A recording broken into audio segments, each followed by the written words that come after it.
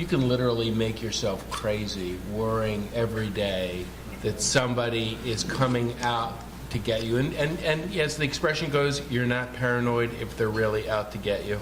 But it is important to be mindful of this. I just the other day had somebody say to me, well, I'm going to change my billing patterns and not bill. I'm going to bill less than I properly should be billing because I just don't want to attract attention. That's ridiculous.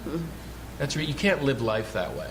You have to be able to be thoughtful in a well-rounded way, properly documented, bona fide services. That is the mantra. Bona fide, reasonable, medically necessary services, properly rendered and properly documented.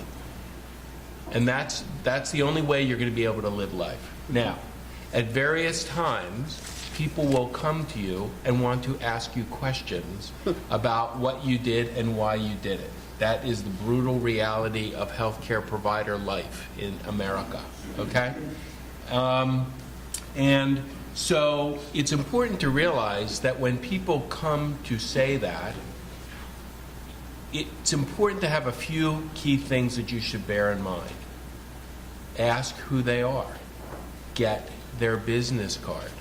Because the person who says, well, it's only a RAC audit, or it's only this audit or that audit, and Gina may have some thoughts about this, people who do compliance work for the government and government contractors talk to each other a lot.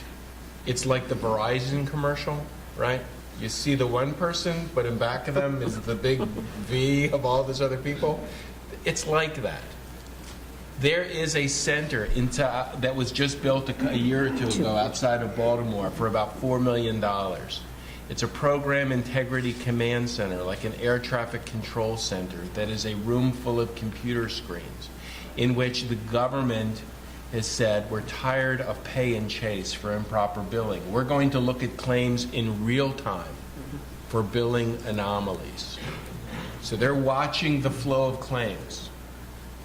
And then different people will come and talk. So somebody comes and they ask for information, figure out who they are. If they're a ZPIC, Zone Program Integrity, they have a fraud and abuse mission. They may not be from the FBI or the OIG.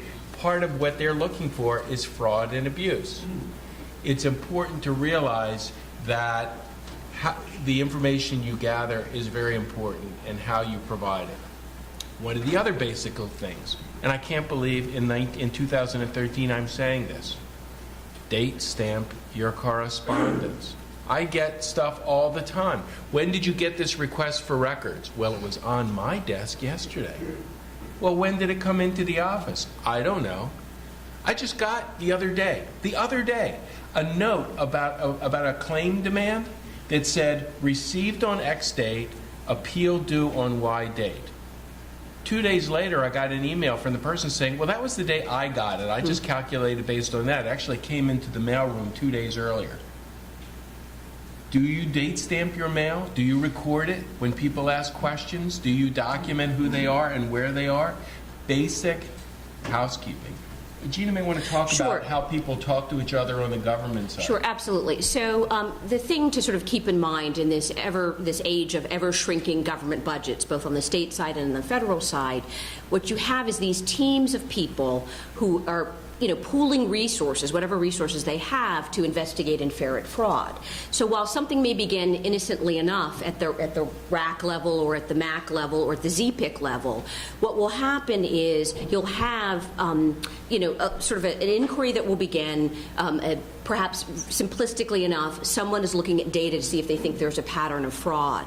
And depending on how things go and what they see in the tea leaves, it will then lead to a referral either to the state investigative folks or the federal investigative folks. So Howard's point is absolutely correct that it may start off innocently or benignly enough at the ZPIC level or on the completely administrative contractor level, but you have to understand that there's collaboration going on all of the time between the state folks and the federal folks, because it's really about pooling resources to try to ferret out fraud.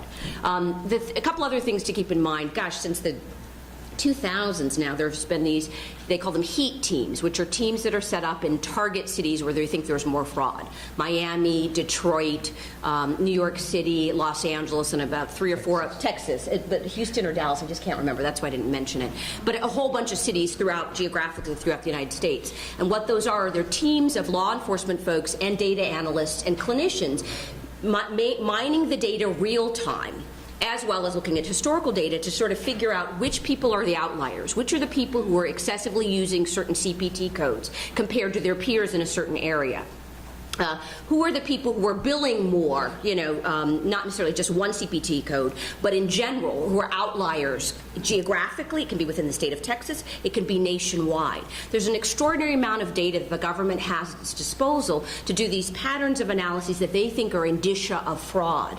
And then once that happens, they can then sort of narrow down their sites and then target individual businesses with a whole panoply of things, from, your covert and overt, right? On the covert side, there's consensual recording. On the covert side, there's approaching one or more of your, current employees and seeing if they'd be willing to find out additional information that will help them with their investigation so they can ultimately get a search warrant. I'm not telling you this to scare you, and I'm certainly not trying to sort of frighten everybody, and it is frightening. But the thing that you have to sort of keep in mind, I guess, there are really sort of 2 things. One is the government does have an extraordinary amount of resources available at their disposal to pursue fraud. They do, because of these collaborative efforts that occur. 2 is you have to think about how to prepare yourself. As Howard said very astutely, the reality of being in a highly regulated industry is, regrettably, there's going to be 1 or more points in time where you're going to be the subject of an audit or an inquiry or, worst case scenario, an investigation. And if, for example, I know not all podiatric medical practices are alike, right? Some are heavily surgery oriented, some are more community-based services to seniors and maintaining basic care. Some are heavily oriented towards diabetics. Some may be heavily into have an ambulatory surgery center. Some have DME.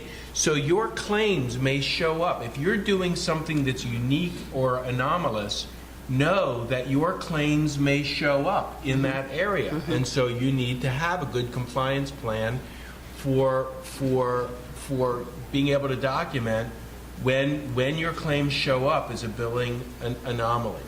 The other thing I want to stress as part of good housekeeping and preparing for this is a whole new world that up until about 5 years ago I never mentioned in a single speech, and now I mention in every single speech. It's the area of provider enrollment. Your 855, your claims, it is the potential. It used to be that you worried about getting your license revoked and they're getting your Medicare suspended or getting excluded. Now there is a world of people outside of the OIG, outside of the Department of Justice, who work for CMS, who simply will turn off your claims. Will turn it off because they came out to look, to see, to do a revalidation visit, and you had some sort of a DME approval, and they looked and there was no sign on the door for the DME company, so they just left and turned off the number because it's not there. Or they knocked on the door and nobody answered and it wasn't open for business. Or the address wasn't right. Or or it was misspelled. If you don't have somebody, I always like in giving speeches to think about, when I go to speeches, I like to be about 80% bored and 20% learn something new. If I learn more than 20%, I start to feel really stupid and I worry, but I like to be able to say, I knew that, oh, that's interesting, I'm glad I came to the conference. If the ratio shifts too much, it scares me. So I always like in my speeches to say, what's the thing when you zone out that I like to say, okay, write this down, right? Write this down. Date stamp, right? Your stuff, get the business cards, write this down. Who's doing your 855 and your provider enrollment and periodically taking a look at that stuff? I've been doing this long enough that I used to hear the answer would be, it's the girls in the office. No longer do you say that because the girls in the office are doing the surgeries. But, you know,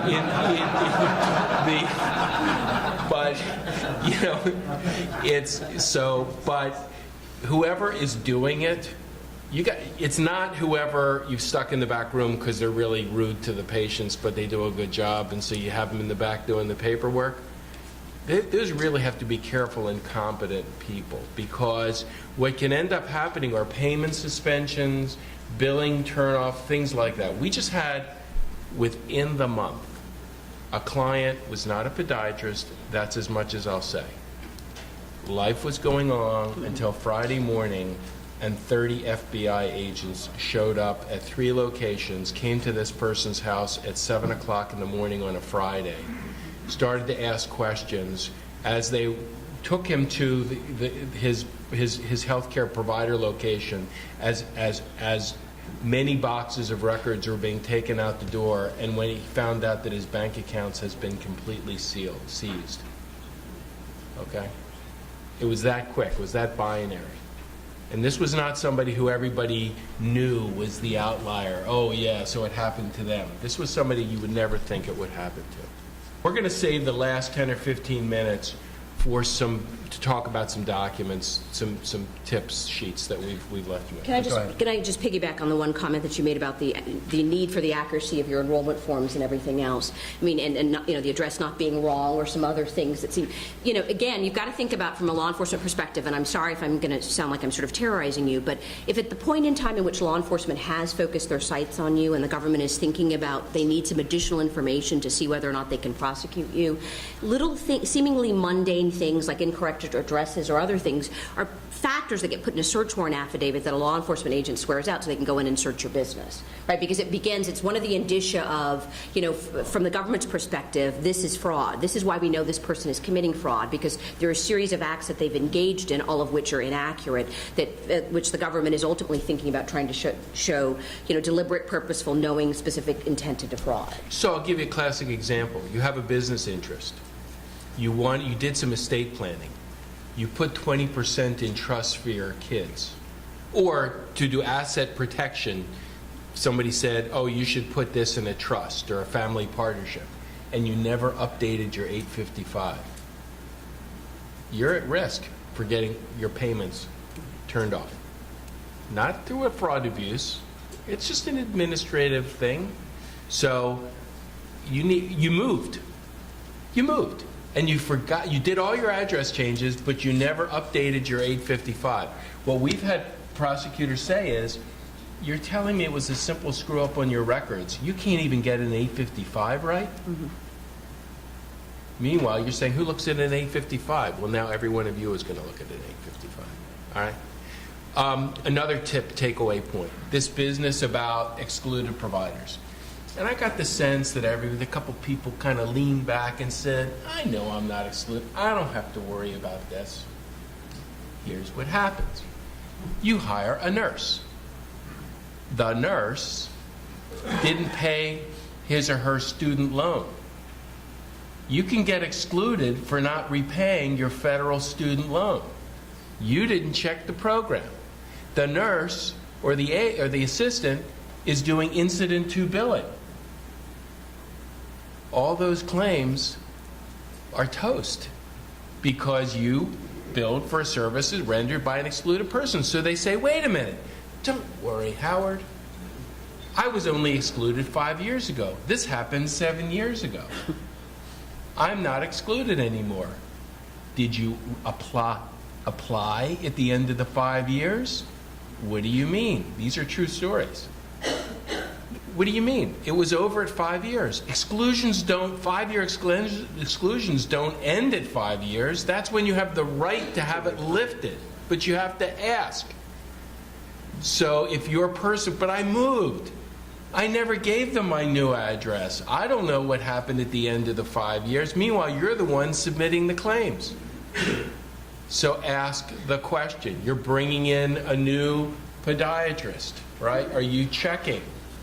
Are you checking on a monthly? Some people check on a monthly basis. It's not difficult to do. And there is also a Medicaid exclusion list. So put that on your little take-home list, your little card, okay?